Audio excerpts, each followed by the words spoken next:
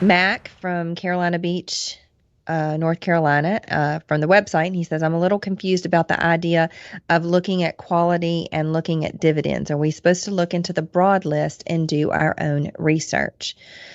That is a great question. And I know that, the partners are feeling a little bit alone out there with nothing on the buy list and those kind of things.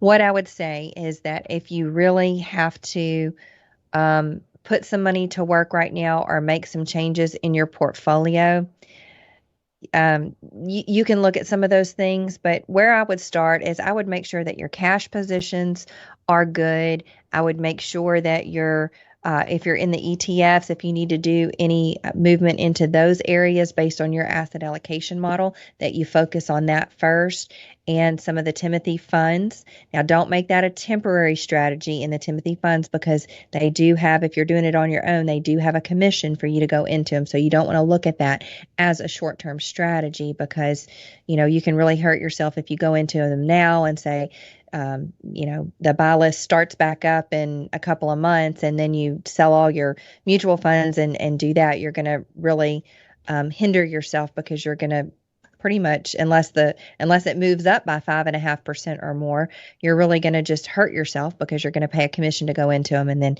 get right back out of them. So I don't know that I would do that. Where I would start is look at your own portfolio. This is a really, really great time to go back and review the strategy and learn about what you have. So look at all of your stocks. Break them down sector by sector and look at, for example, if I'm in the energy sector, do I have good diversification there? Do I have a refiner? Do I have someone in services? Do I have exploration? Do I have some nat gas? Do I have, if I've got, 4 or 5 different stocks, hopefully they're not all refiners. Hopefully they're not, all in the same area.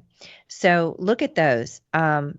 In the consumer staples, make sure that you don't have all of the same thing there. In discretionary, if you're looking throughout there, make sure that you have, maybe a restaurant, maybe um, you know, a, a, a consumer, some retail, some things like that, some grocery stores, some different, some food producers, but make sure they're not all the same. Same thing in utilities. Make sure that you're diversified there. Make sure that you've got traditional utility companies. You might want to have some renewables. There's been lots of things on the list over the years. There's been some natural gas. There's different things even within the sectors. So go and look at what you have.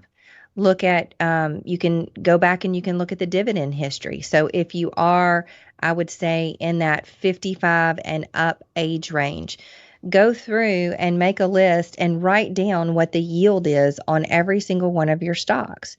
And then that's going to kind of show you as you're preparing for retirement and preparing to take income off of your portfolio, that's going to start that income stream and get that being built up there.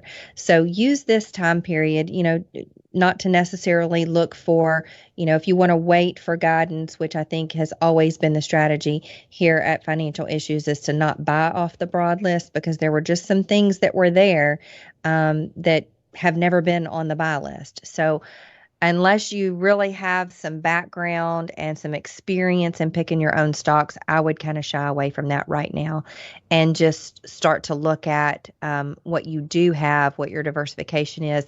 If you have new money to put to work, then look at some of the filling out the ETF and the mutual fund strategy.